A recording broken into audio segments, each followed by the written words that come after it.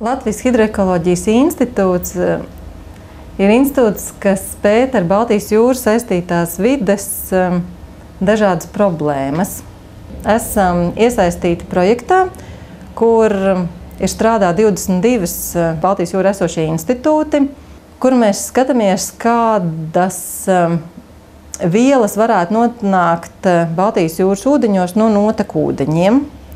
Tas ir sekojoši, tiek apsekoti municipālie un industriālie notekūdeņi un analizēts to ķīmiskais sastāvs, lai noteiktu, vai ir iespējama ieplūde 11 prioritārajām vielām, kā piemēram tie būtu dioksīni, dažādi alvas savienojumi un citi. Baltijas jūras valstis, kas ir vienojušās visaptverošai Baltijas jūras vides rīcību programmas ietveros, agrāk tika identificēti 132 tā saucamie karstie punkti.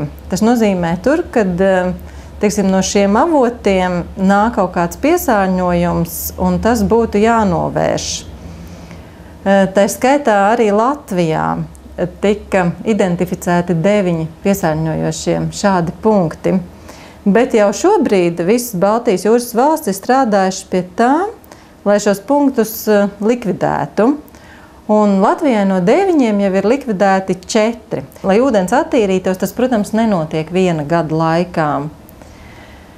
Teiksim, piesārņojums, kas ir bijis jau iepludināts šeit pat pirms 30 vai 40 gadiem, vēl joprojām ir saglabājies. Un arī ir tā, ka pat ja mēs beidzamos 10 gadus šo piesārņojumu šeit neiepludinam Baltijas jūrā ar upēm vai ar kaut kādiem notekūdeņiem, tad kamēr viņš iziet šo apriti sistēmā, kamēr paiet diezgan ilgs laiks, un tie var būt vairāki 10 gadu.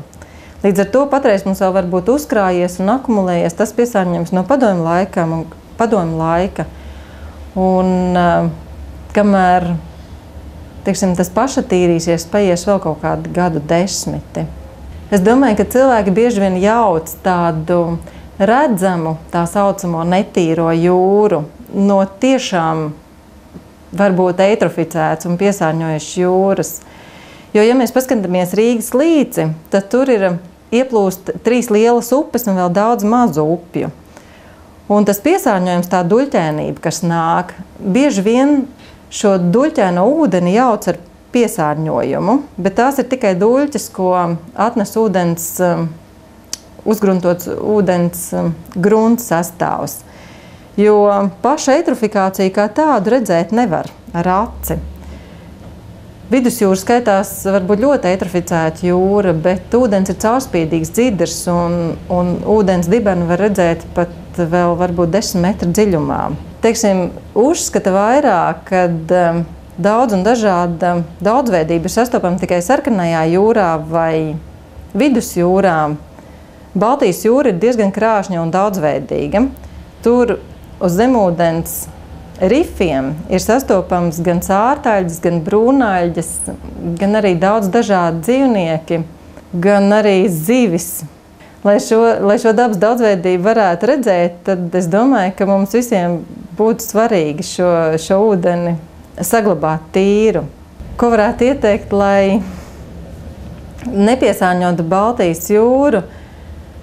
Svarīgi varbūt tās pirmkārt būtu cilvēkiem pašiem apzināties, ka Baltijas jūra mums ir tikai viena, un tā, kādu mēs viņu redzēsim pēc kaut kāda noteikta laika, tas noteikti būs atkarīgs no mums pašiem. Es domāju, ka ik viens vēlas dzīvot un peldēties un atpūsties pie tīras un nepiesārņotas jūras. Lai apkārt krastam nebūtu kaut kādi izmētāti atkritumu kaudzes, vai arī mēs varētu ieiet tīrā un skaistā jūrā. Izturēsimies atbildīgi pret Baltijas jūru un mūsu ūdeņiem.